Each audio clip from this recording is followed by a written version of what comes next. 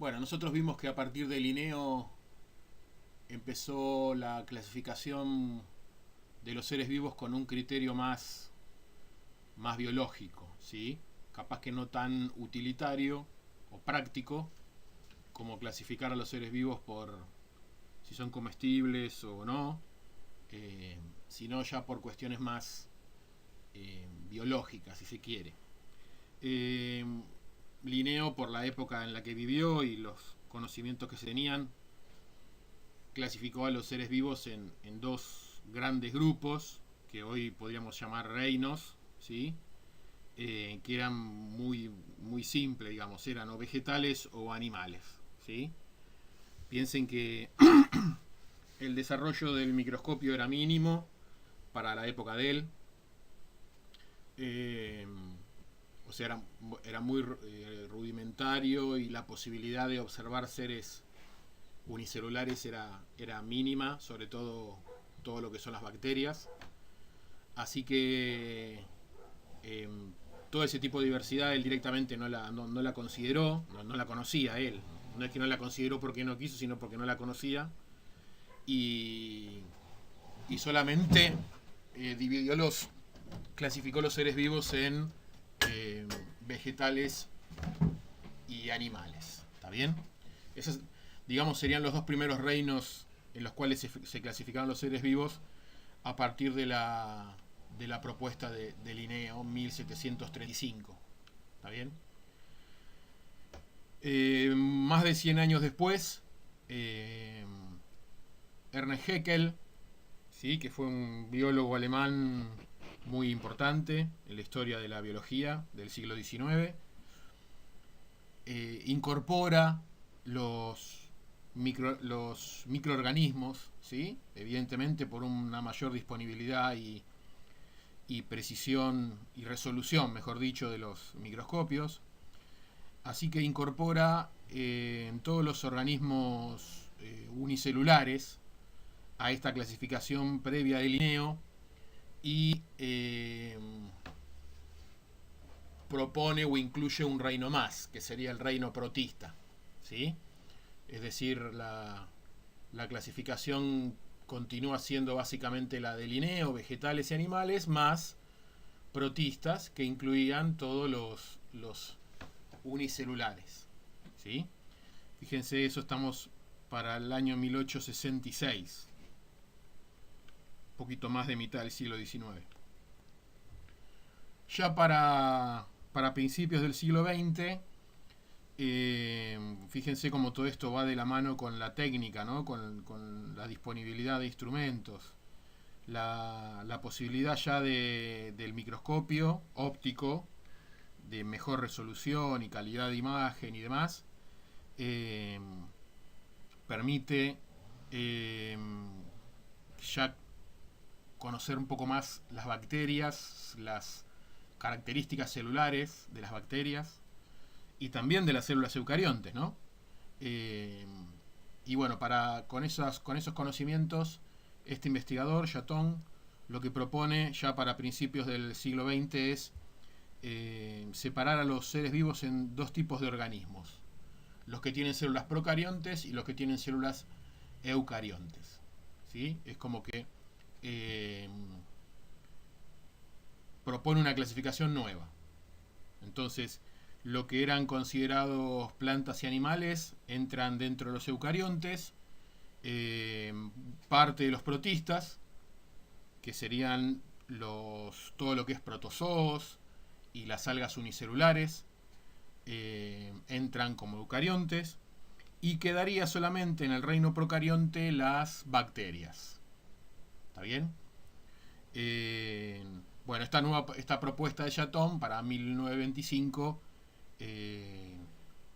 digamos que se sigue utilizando en cuanto a que es una de las formas de separar los dos grandes tipos de seres vivos, ¿no? Procariontes y eucariontes.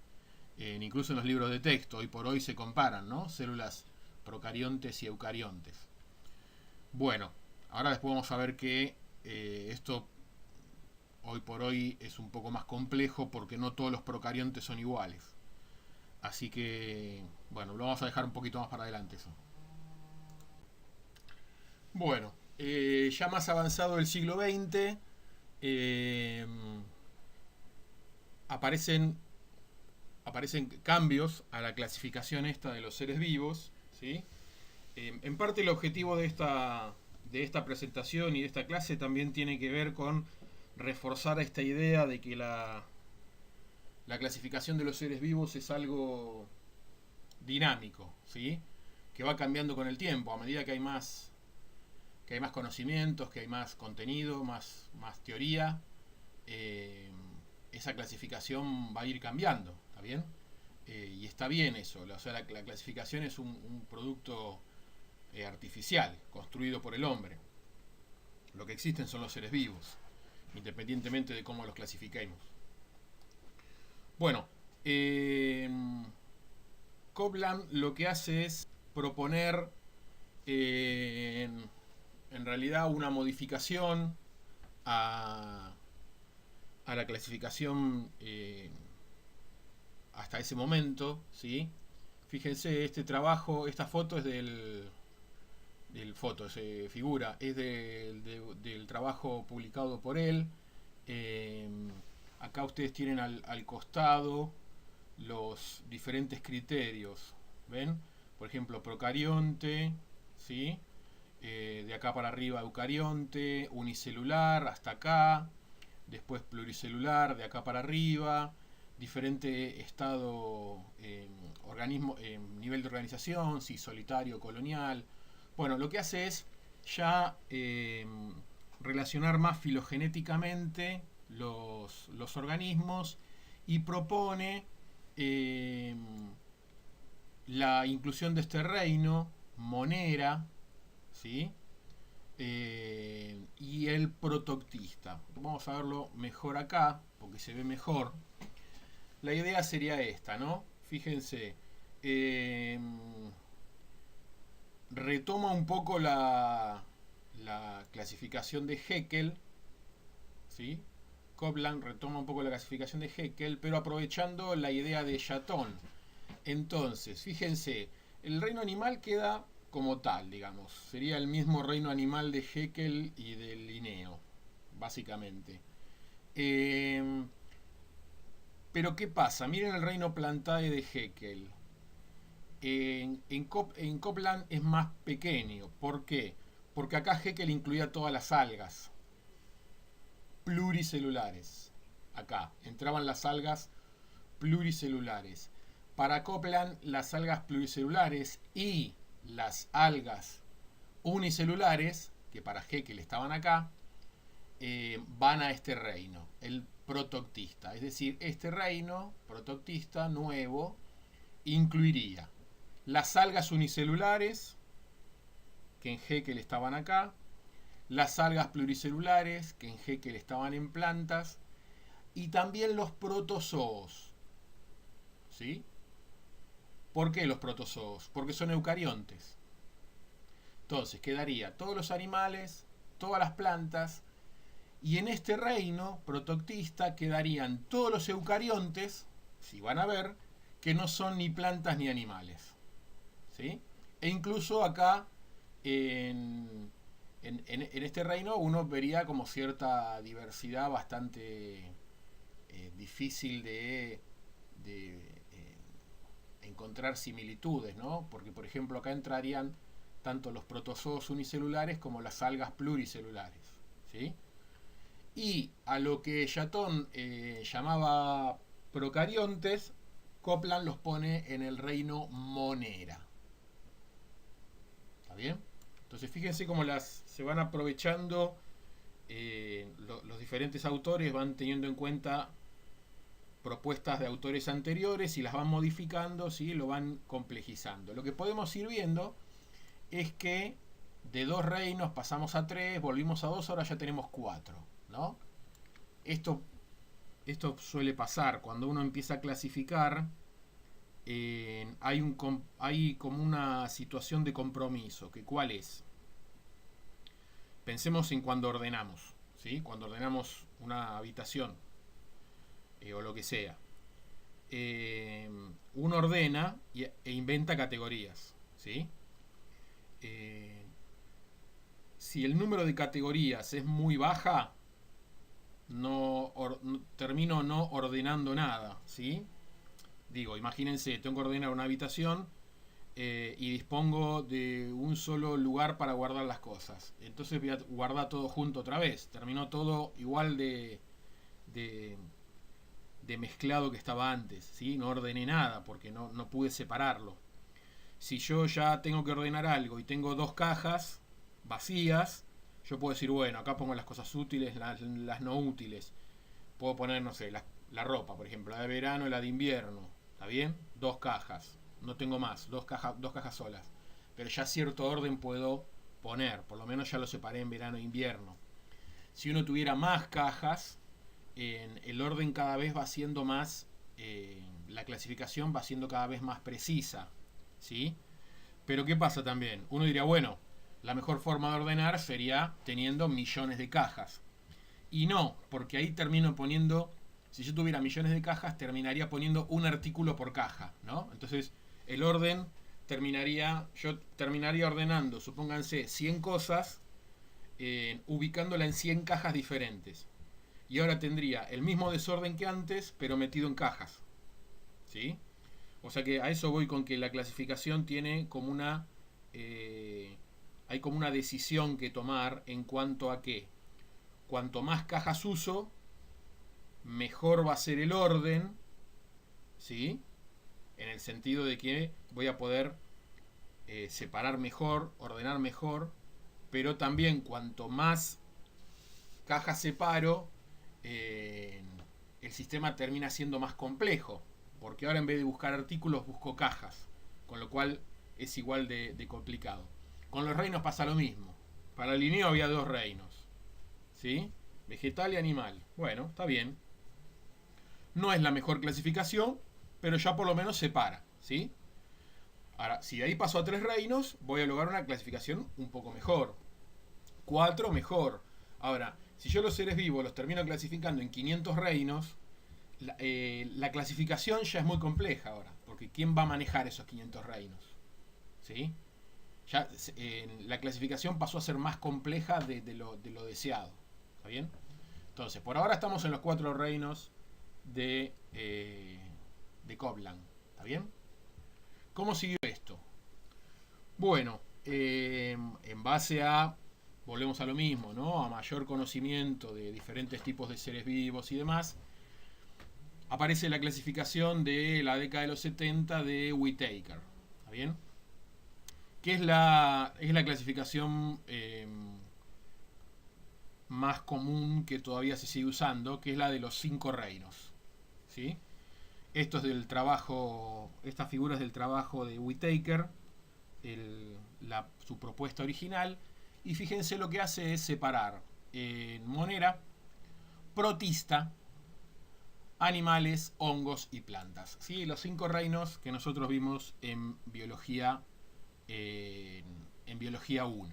¿Sí? ¿Y acá cuál sería el criterio? Sería, bueno, justamente Monera sería todo lo procariota. Después, a partir de acá, aparecería lo eucariota. Y con 3 separaciones bien claras, que están acá, fíjense. Una rama que terminaría siendo los organismos fotosintéticos. ¿Sí? Que eso incluiría, al principio, algas unicelulares, después algas pluricelulares y por último plantas vasculares. ¿Sí? Estas, eulenofitas, crisofitas y todo demás, son, ¿dónde estoy más acá? Clorofita, rodofita, todos estos son algas, ¿sí? Desde unicelulares a pluricelulares. Eso estaría en el reino protista, todo lo que es algas. Y de ahí pasaríamos a las plantas ya que no viven en medios acuosos, siguen dependiendo del agua obviamente, como los musgos y las plantas vasculares, las que decíamos, las plantas, ¿sí? Que es la mayoría de las que conocemos hoy por hoy. Después tendríamos animales y hongos, animales y hongos tendríamos los heterótrofos, ¿sí? Y todo lo que es hongo con una técnica de alimentación más del tipo de la absorción. Es decir, una digestión externa, ¿está bien? Del alimento y la absorción del producto de la digestión. Y después tendríamos los animales con una tendencia evolutiva hacia la ingestión, ¿sí? Bueno, esto es la propuesta de Whittaker, que es buena, de hecho se sigue usando y es una forma de clasificar los seres vivos, pero en particular tiene algunos problemas medio graves, ¿sí? No con el reino hongos, no con el reino animal, es decir, todos los animales, para aplicar los términos de la clase pasada, todos los animales serían monofiléticos, ¿sí? A partir de un ancestro en común. Lo mismo pasaría con los hongos, ¿sí? Los hongos, los grandes tipos de hongos, tendrían un origen monofilético también. Lo mismo pasaría con las plantas, ¿sí? Las traqueofitas, las briofitas, que son los musgos, tendrían un origen monofilético a partir de este ancestro en común, pero queda todo este embrollo de los protistas. Es decir, hay protistas que están en la línea evolutiva de lo que después dieron las plantas, protistas que están en la línea de los hongos, protistas que están en la línea de los animales. Entonces, el reino protista este es un reino que claramente no es monofilético y tiene problemas de clasificación. ¿Está bien? Bueno, ¿cómo continúa esto? Acá están, ¿ven? Los 5 reinos de Whittaker. El Monera queda como tal. Y el protoctista de Copland, lo que hace Whittaker es separarlo en protista, que incluiría las algas, ya sean unicelulares o pluricelulares, y los protozoos. Y Whittaker separa los hongos, ¿sí?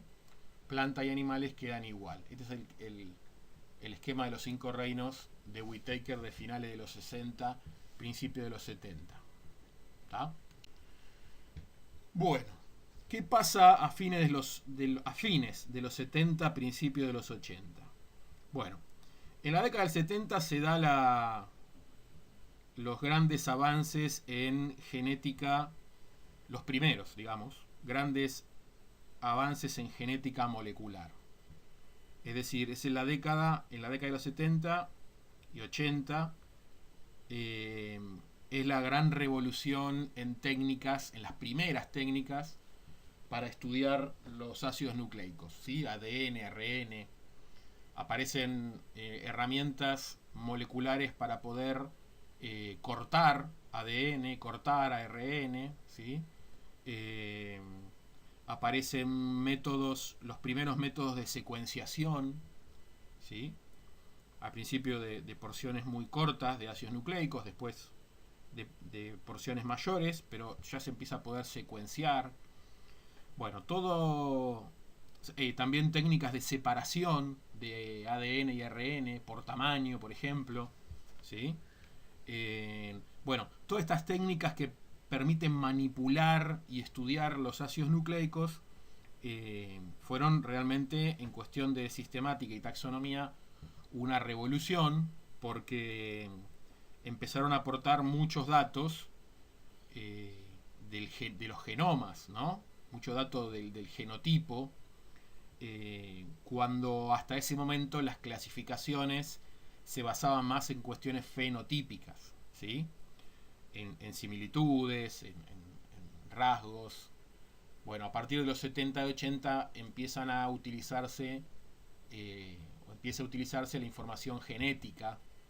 Se puede empezar a comparar información genética de seres vivos con la hipótesis de que cuanto más parecida sea la información genética, eso indica un mayor grado de parentesco, ¿sí?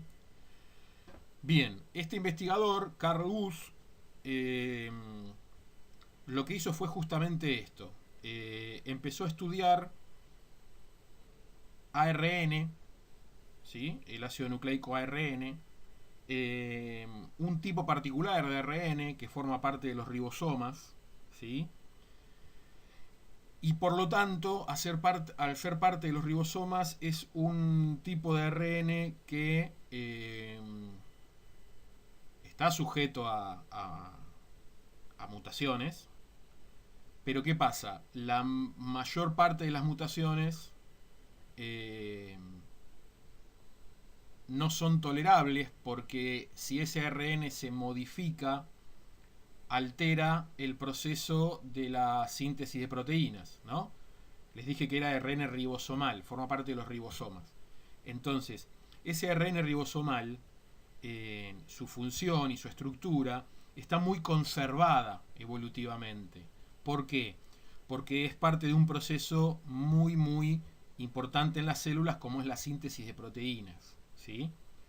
Cualquier novedad, cualquier cambio en esos ARN, en general, en la gran mayor parte de los casos, va a traer problemas, ¿sí? Porque va a alterar la estructura y la función. Esos tipos de ácidos nucleicos tan conservados en la evolución, ¿sí? Son ideales para probar o para determinar filogenias entre organismos muy diferentes, ¿sí? Porque justamente estos ARN tienen una tasa de evolución muy lenta, muy lenta. Entonces, si yo quiero ver, comparar organismos que evolutivamente se separaron hace 2000 millones de años, este tipo de ácidos nucleicos es ideal. Porque uno diría, bueno, 2000 millones de años es mucho tiempo, está bien, pero estos ARN tienen una tasa de cambio muy baja. Entonces, en 2000 millones de años va a haber cambios, ¿sí? Pero no muchos, ¿se entiende? O sea, es algo que cambia tan lento que tiene que pasar mucho tiempo para que haya cambios visibles o medibles, mejor dicho. Entonces, ¿qué hizo este investigador Bus? Estudió justamente el ARN ribosomal con esta tasa de mutación tan baja y lo que hizo fue comparar el ARN ribosomal de diferentes tipos de procariontes, ¿está bien? Hasta ese momento procariontes del reino Monera y eucariontes unicelulares, ¿sí? Y algunos, bueno, pluricelulares también. Pero básicamente lo que hizo fue eso, aislar el ARN ribosomal y se secuenciaba y después comparaban la secuencia del ARN ribosomal de diferentes tipos de procariontes y eucariontes, ¿sí? Bueno, y lo que obtuvo fue algo muy llamativo, ¿sí? Vamos a lo que obtuvo, que era esperado, digamos. Se esperaba que fuera así. Este es el árbol evolutivo que publicó, uno de los que publicó, porque publicó varios, en 1993, ¿sí? Bueno, fíjense, vamos acá primero. No importa el nombre este. Por ahora podemos decir eucariontes, ¿sí? Eucariontes. Bueno, ¿qué quiere decir esto? Animales, hongos, plantas, ciliados, flagelados, todos estos son protistas, ¿sí? Flagelados, diplomonados, bueno, estos son tipos de protistas, plantas, hongos y animales. Todos, miren las ramas, todos un ancestro en común, ¿sí?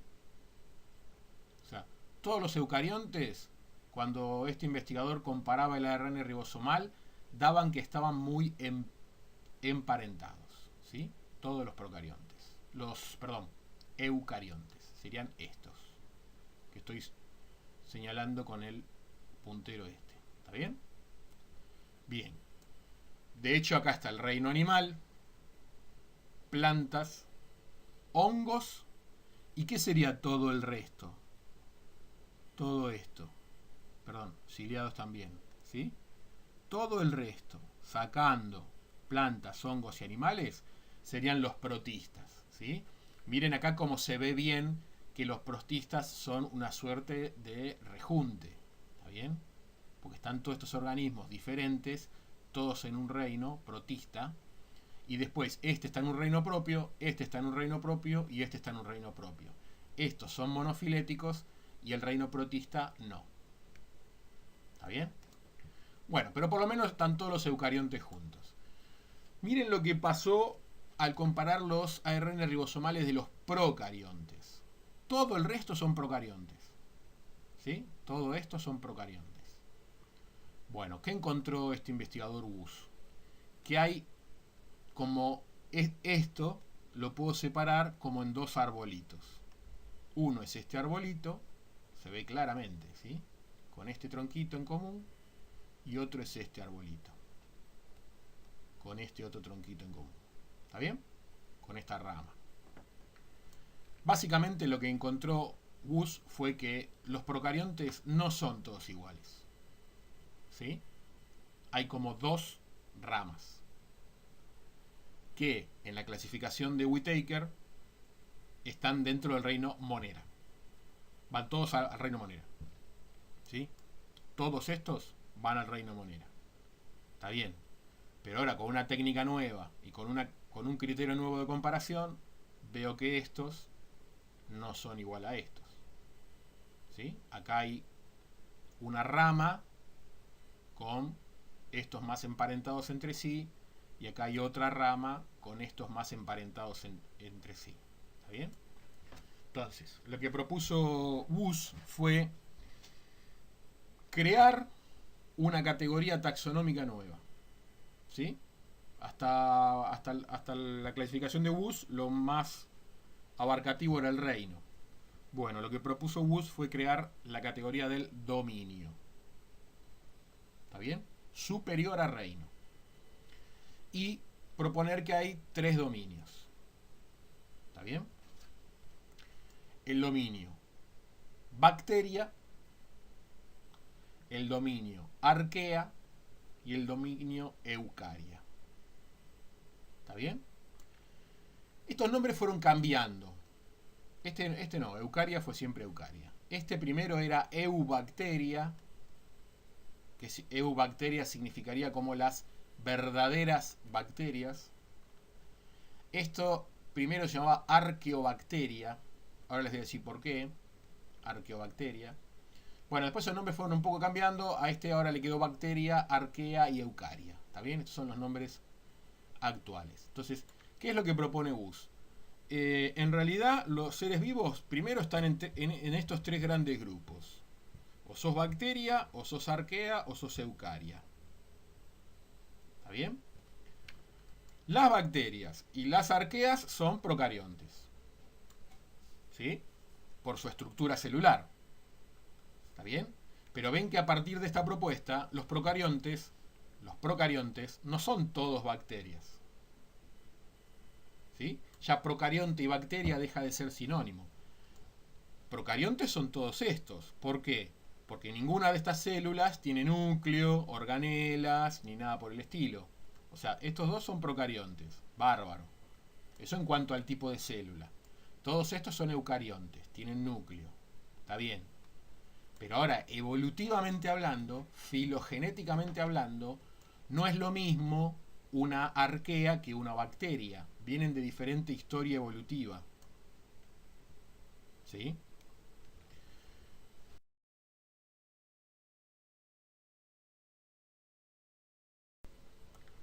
Bueno, yo les decía que los nombres fueron cambiando. En realidad, las arqueas son procariontes que tienen metabolismos muy particulares y viven en ambientes muy particulares. Por ejemplo, las halófilas son bacterias que viven en medio con una salinidad enorme, ¿sí? Muy, muy alta. Todo esto requiere de mecanismos fisiológicos adquiridos evolutivamente que permitan vivir en estas condiciones, ¿no? O sea, todas las arqueas viven en condiciones ambientales extremas. por eso a veces se le dice que son extremófilos, ¿sí? Entonces, por ejemplo, medios con mucho metano, ¿sí? Con mucha salinidad, con mucho azufre, con una temperatura muy alta, ¿está bien? Por eso justamente procariontes extremófilos, ¿sí? Que le gustan como la situación, como los medios extremos en cuanto a temperatura, a sustancias tóxicas. Tóxicas para otros, para ellos no, ¿sí? Bueno, ¿por qué lo de arqueobacteria? Porque, bueno, Ubus propuso que, o pensó que esas condiciones tan extremas de temperatura y químicas serían como las de la Tierra primitiva, ¿no? Y arqueo justamente significa viejo. Entonces, al principio el nombre arqueobacteria sugería que eran estas bacterias que habían evolucionado en las condiciones más adversas, químicas y físicas de la Tierra original, digamos. Posteriormente se vio que no es así, es decir, estas bacterias hoy por hoy viven en esos ambientes, pero evolutivamente son mucho más recientes que otras. Entonces le quedó el nombre arquea al dominio, pero no lo asocien con algo viejo, ¿sí? ¿Está bien? Cuando uno dice arqueología es el estudio de lo antiguo, ¿no? Bueno, a esto le quedó el nombre arquea, pero no implica eso que estas bacterias sean las más viejas, ¿sí? El tipo de bacteria más vieja. Y el dominio eubacteria pasó a ser bacteria directamente, ¿está bien? Entonces tenemos dentro de los procariontes, tenemos las bacterias y las arqueas, ¿sí?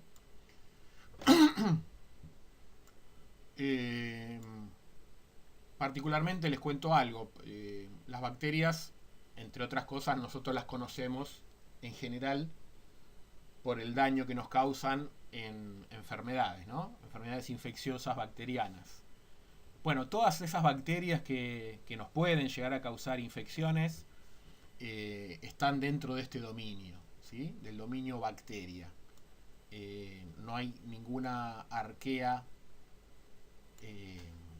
conocida que produzca este tipo de patologías.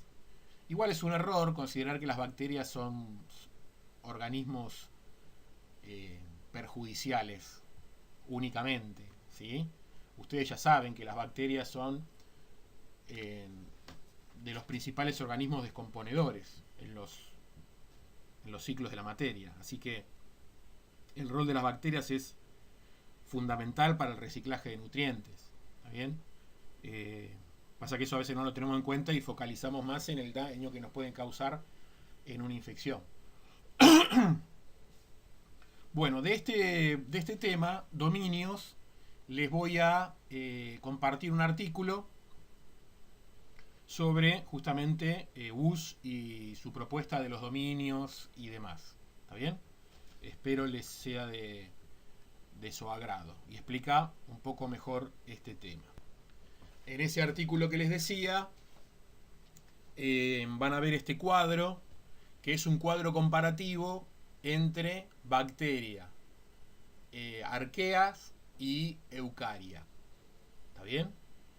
Fíjense que nosotros hicimos un cuadro parecido a este, en primero, que era la comparación entre eucariontes y procariontes, ¿no? Miren, eucariontes y procariontes todo junto.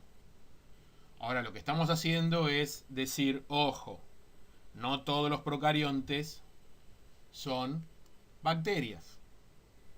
¿Está bien? Nosotros cuando comparábamos eucariontes con procariontes, es como que comparábamos con las bacterias. ¿Se entiende? Más parecido a las bacterias. No hablábamos mucho de estas, porque la mayoría de las personas no las conocen. Entonces no le dábamos mucha importancia a esta. Entonces, por ejemplo, veíamos el tema de la membrana celular, en eucariontes presente, en bacterias no. ¿Está bien? Pero, ahora que lo separamos en bacterias y en arqueas, aparecen algunas cuestiones de las arqueas que uno ve que son muy parecidas a las bacterias y en otras cuestiones son parecidas a los eucariontes, ¿sí? Por ejemplo, el ADN asociado a histonas. En las arqueas el ADN está asociado a histonas, ¿sí? ¿Qué más? Por ejemplo, el comienzo de la traducción es igual en arqueas y en eucariontes. Empieza con el aminoácido metionina. Sin embargo, en bacterias empieza con una metionina modificada, que es la formilmetionina, ¿sí? Si recuerdan el tema de intrones, ¿sí? Y el mecanismo de empalme o splicing. Bueno, en bacterias no hay intrones, en eucariontes sí hay intrones, y en arqueas aparecen en algunos casos. O sea, hay algunos casos de genes con intrones. ¿Está bien? Entonces, este cuadro de comparación de dominios, ¿sí? No es necesariamente igual al cuadro que nosotros hicimos de comparación entre procarionte y eucarionte. ¿Está bien? Bueno,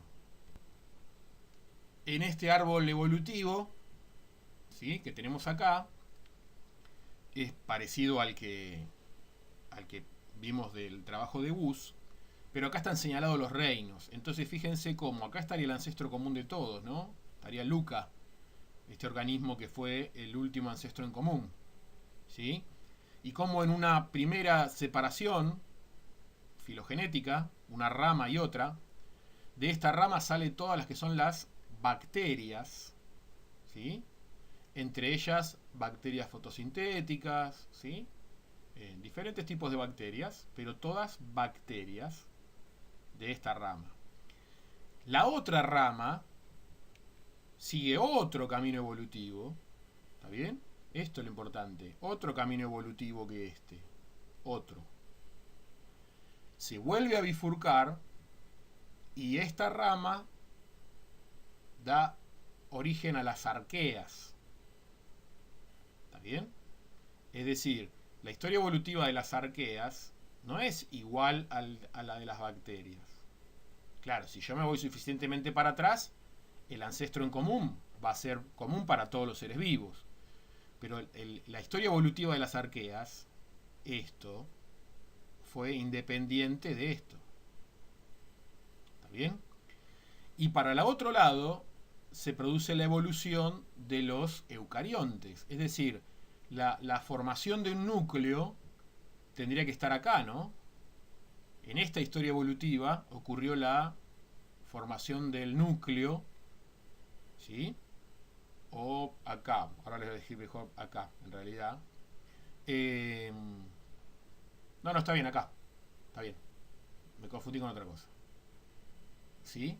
Entonces, todos estos organismos terminan teniendo un núcleo y la información genética dentro de ese núcleo.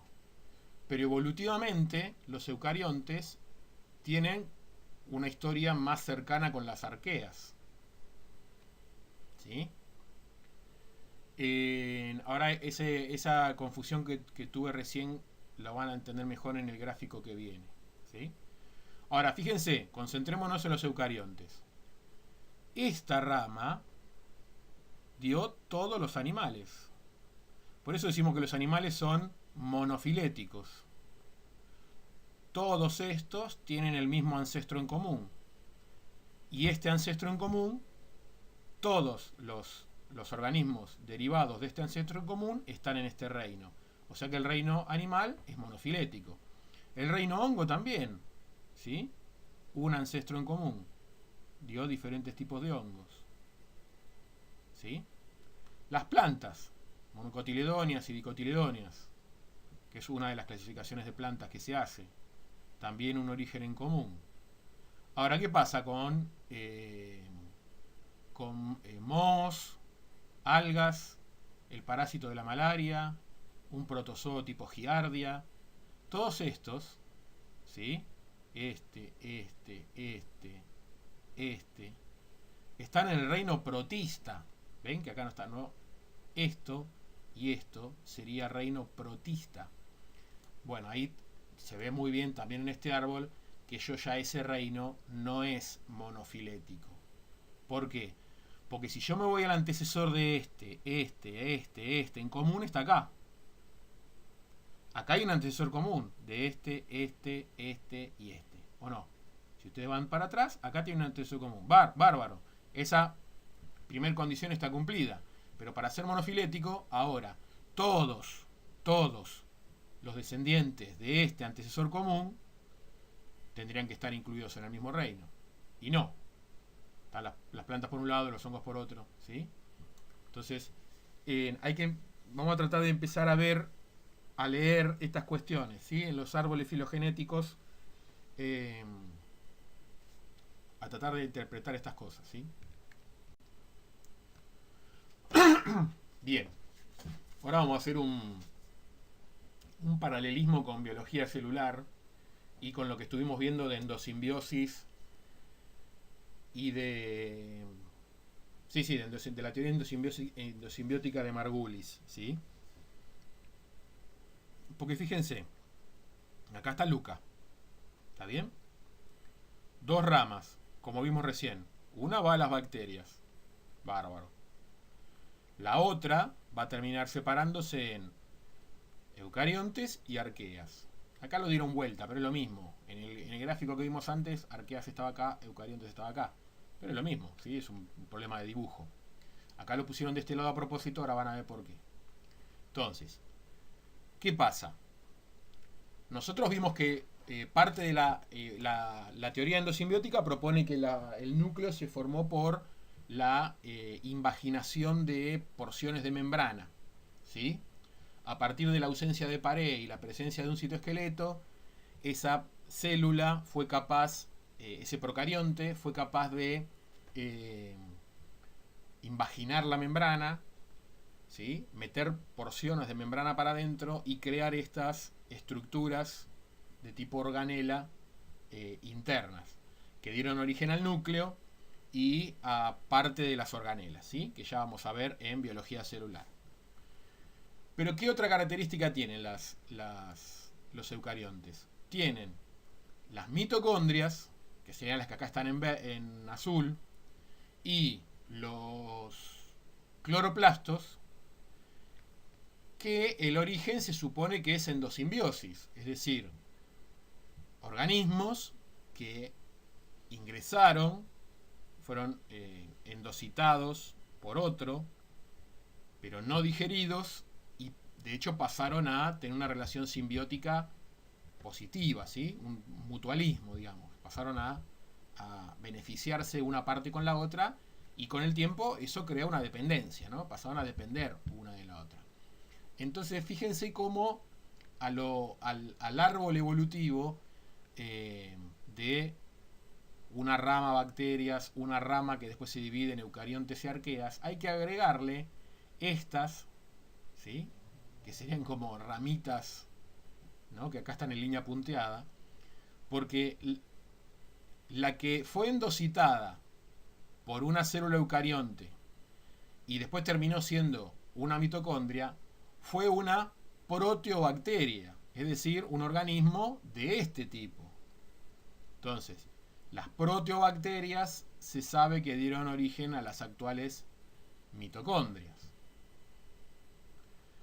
Y posteriormente, en el tiempo, las cianobacterias, o el ancestro de los cloroplastos, como dice acá, terminó siendo endocitado y dando origen a los cloroplastos presentes en la célula de las plantas, ¿sí? Es decir, los eucariontes evolutivamente estamos más emparentados con las arqueas, pero parte de nuestros componentes celulares, ¿sí?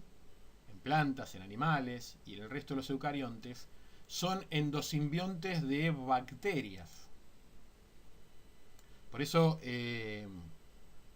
Margulis propone que estas flechas, ¿sí? Ella le llama simbiogénesis. La simbiogénesis sería un proceso evolutivo muy importante. Es decir, la adquisición de cloroplastos y mitocondrias fue determinante para los eucariontes. Pero eso no vino de la línea evolutiva, de la historia evolutiva de los eucariontes, sino que fue una incorporación posterior de organismos de otra rama evolutiva. ¿Sí? Para decirlo de una forma más clara y tal vez no tan cierta, pero para que se entienda, esta es como información genética que vino de costado, ¿no? Nosotros en biología siempre la información genética viene en sentido vertical, de parentales a hijos, ¿no? De abuelos a padres, siempre va en sentido vertical. La información genética se va heredando de los progenitores. En este caso, estas mitocondrias y estos cloroplastos fueron endocitados por las células y traían información genética. Pero esa información genética vino como de costado, ¿sí? Y una vez que entró se quedó. ¿Está bien? Eso es lo que Margulis llama la simbiogénesis. Y ella dice que son eventos capaz que no tan numerosos, pero muy importantes en la historia evolutiva de los seres vivos. Bueno, en este árbol se ve parte de lo que vimos en el anterior. Fíjense, por ejemplo, ¿no? Todas las bacterias que están en el dominio bacteria tienen siguieron esta historia evolutiva. Se separaron en autótrofas y heterótrofas, ¿sí? Bien. En esta otra rama, acá estaría el Luca, ¿no? En esta otra rama van a surgir los organismos eucariontes y las arqueas. Las arqueas no están puestas en este dibujo, porque no era el objetivo del dibujo poner las arqueas, ¿está bien? O sea, fueron sacadas a propósito. Pero a lo que voy es esto. Fíjense, esta rama sigue de los eucariontes. Y ahí fíjense, si uno dijera, ¿los eucariontes son monofiléticos? Sí. ¿Está bien? Los eucariontes son monofiléticos, porque este sí es el eucarionte ancestral. Todos estos eucariontes, si yo voy para atrás, descienden de este. Y todos los que descienden de este están acá. O sea que eucariontes sería un taxón monofilético. ¿Está bien? Ahora, si yo me voy a los tipos de eucariontes, los animales son monofiléticos, los hongos son monofiléticos, las plantas son monofiléticas. Pero miren los protistas.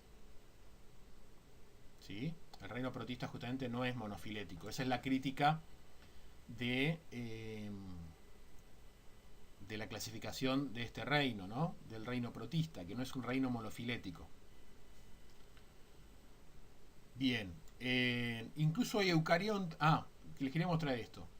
Pero además de la historia evolutiva en común de los eucariontes, fíjense que por los procesos de endosimbiosis que nosotros vimos, en determinado momento los eucariontes recibieron por endosimbiosis el aporte de ciertas bacterias que después terminaron siendo las mitocondrias. ¿Está bien? Entonces, esto es como información genética que vino como de costado, ¿no? No fue heredada verticalmente como se hereda la información genética. Esto fue una incorporación brusca. O sea, en algún momento, en un tipo de bacteria, que era una proteobacteria, fue endocitada por un eucarionte, ¿sí? Un eucarionte primitivo, y esa información genética pasó a ser incorporada de golpe. ¿Está bien? Incluso hay eucariontes que no tienen mitocondrias, ¿sí? O sea que estarían por acá, ¿no? Son eucariontes que la ramita se separó antes de la incorporación de las mitocondrias, ¿sí? Por eso hay algunos eucariontes que son curiosidad, digamos, que no tienen mitocondrias. Y después, en esta rama, no pasó, pero en esta rama hubo un segundo proceso de endosimbiosis que dio origen a los cloroplastos. También, ¿no? Endosimbiosis fue incorporación brusca de información genética, porque ustedes recuerden que tanto los cloroplastos como las mitocondrias tienen información genética, ya que eran organismos independientes, pero de tipo bacteria. Es decir, que los eucariontes evolutivamente venimos heredando información genética de ancestros eucariontes, pero sufrimos en distintos momentos estos procesos de, como decía Margulis, de simbiogénesis, ¿no?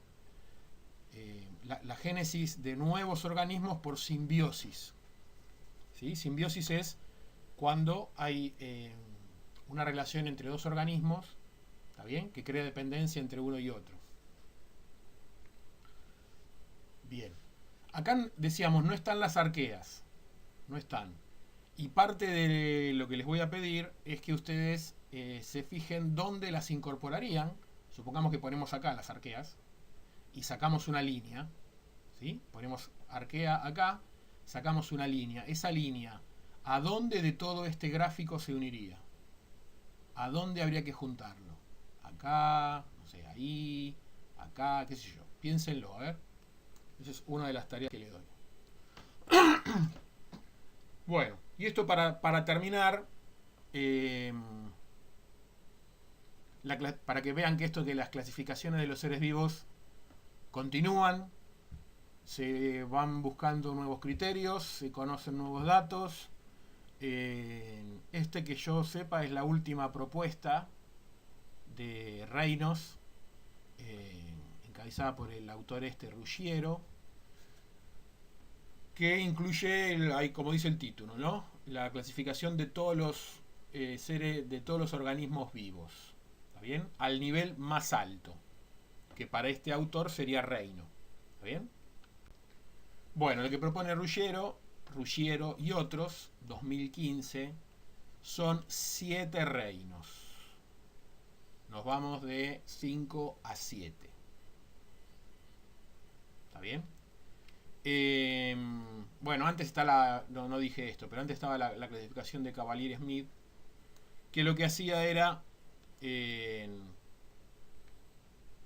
no desconocer lo que propone Woose, sino separar otra vez los eucariontes en protozoa, cromista, fungi, plantae y animalia, como había hecho la clasificación anterior, pero bueno, volver a juntar a las arqueas y a las bacterias como un solo reino, bacteria, lo cual es discutible porque vimos que tienen diferentes historias evolutivas, las arqueas y las bacterias. ¿Qué tienen en común? Que son procariontes, que no tienen núcleo, las células. Está bien, pero después hay cosas que tienen diferentes, ¿no? Vimos lo de los intrones. Bueno, entonces digo, todas estas clasificaciones son discutibles, porque como son artificiales, ¿está bien?, siempre van a tener algún punto flojo. Esta clasificación de Ruggiero ya propone 7 reinos. Vuelve a retomar las arqueas y las bacterias, ya no como dominios, sino como reinos. ¿Está bien? Y conserva los otros reinos. Animal, planta, hongo. ¿Está bien? Y el reino protista separado en protozoos, que tienen un origen, y cromistas, que serían todas las algas, que tienen otro origen. ¿Sí? Bien, la idea es que ustedes vean cómo estas clasificaciones van cambiando, van a seguir cambiando. Claro, ¿qué pasa? Por ejemplo, pensémoslo a nivel didáctico. Nosotros explicando este tema en las escuelas. Una cosa es clasificar 5 reinos, por ejemplo, hacer una tabla comparativa de 5 reinos, y otra cosa es hacer una tabla comparativa de 7. ¿Sí? Ya se complica. Aparte, si ustedes quieren comparar estos reinos con sus alumnos, animales conocen, van a conocer seguro, plantas van a conocer, hongos van a conocer, ¿sí?, nombrarán los champiñones o el moho del pan. Pero ya acá la cuestión se empieza a complicar, ¿sí? Algas, ya va a haber alumnos que no conozcan, protozoos ni hablar, bacterias y arqueas mucho menos. Es decir, en cierta forma, esta clasificación empieza a tener el problema que decíamos antes, ¿no? Estoy separando los seres vivos en 7 cajas. ¿Sí? Eso está bueno, porque los estoy separando bastante. Pero bueno, después tengo que yo acordarme qué criterios se usan para separar en esas 7 cajas. En cambio, si yo los separo en 3 cajas, como es la propuesta de Gus, es mucho más fácil recordar cuáles fueron los criterios para separarlo en esas 3 cajas que en 7. ¿Sí? Así que como todo, esta clasificación cada clasificación tiene su punto a favor, sus puntos en contra. ¿Sí? Y como los autores siguen diferentes escuelas taxonómicas,